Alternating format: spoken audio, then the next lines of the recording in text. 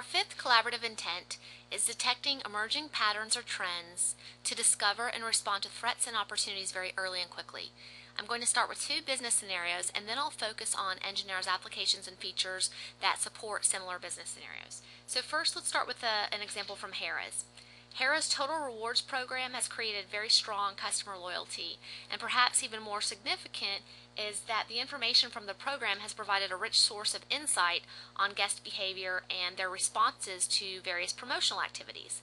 So Harrah's database is constantly being updated because each staff member has been empowered to both collect and act on that customer information.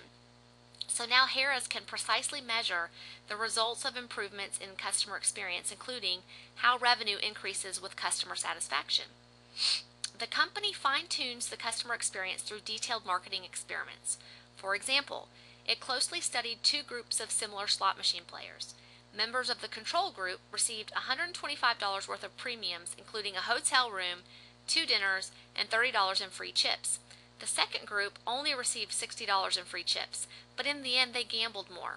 So the lesson for Harrah's was, for this type of player, perks are a poor investment.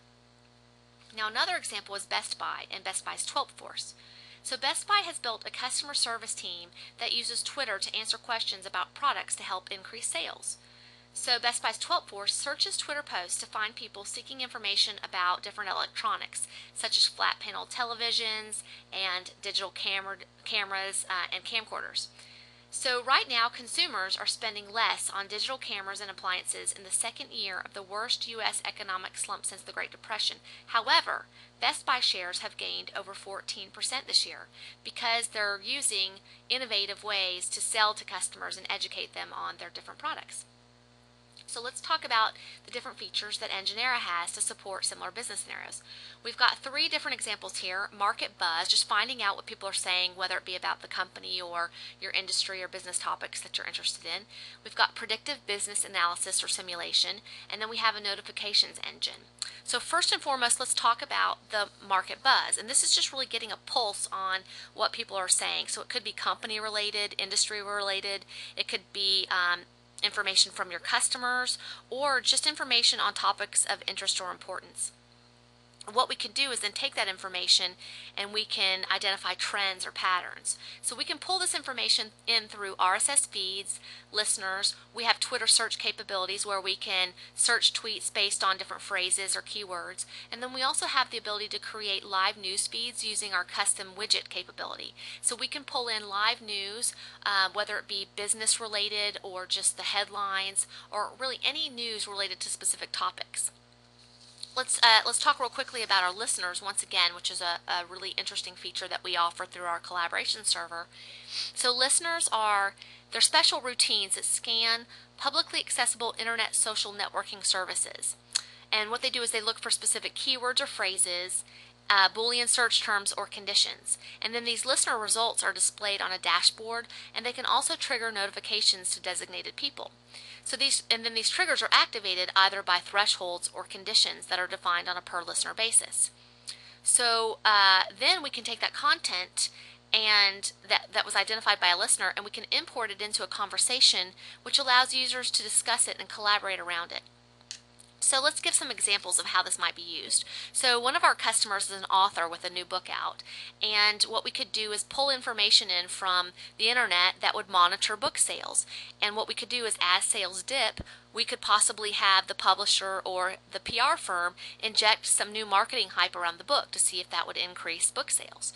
Another example would be measuring public opinion or your customer's opinion of specific products, and you could designate thresholds. So if a certain percentage of this hype around it or this market buzz would be negative, then you could either alert your quality assurance department, or you could also trigger positive media campaigns. So just a few different examples of how this could be used. And then we've got predictive business analysis. So we've talked about quite a bit our collaboration server and how we can pull external data in and really monitor different trends and patterns. And then we also have an entire group that's dedicated to building custom simulation models.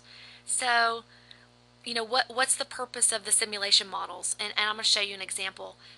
We've got a screenshot of one of our simulation models, but many different ways to leverage simulation models. It could be for prediction, so we may want to predict interest rates over the next 3 months, and we may want to take a look at how different economic conditions would impact the interest rates. We could also analyze the effectiveness of different marketing campaigns, and or it could be used for example, traffic flow. Based on traffic flow for the day, we could estimate travel time. And in the past, it's also been used for training and education. So one of the perfect examples of that is the flight simulators to teach pilots how to fly a plane. And then there's some cases where it's used for entertainment. So there's SimCity that you may have heard of, or Second Life, which can be used for business purposes, but also it can just be ways for people to get out into a simulated society and do role playing and just have an alternative identity. Then we also have our notifications engine, and our notifications, we've got several different types. We've got detection given certain thresholds, and these notifications can go to specific individuals, or they can also go to groups.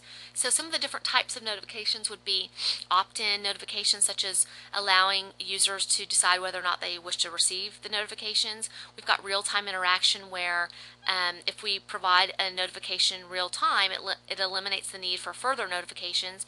We've got an escalation process, where if a notification does not reach a certain individual, or if it fails to reach people given certain critical events, then we've got this escalation process. We also have scheduled notifications. We have rosters, or essentially proxies, where if the intended user or the intended recipient of a notification is not available, then we can scan a roster and find alternatives.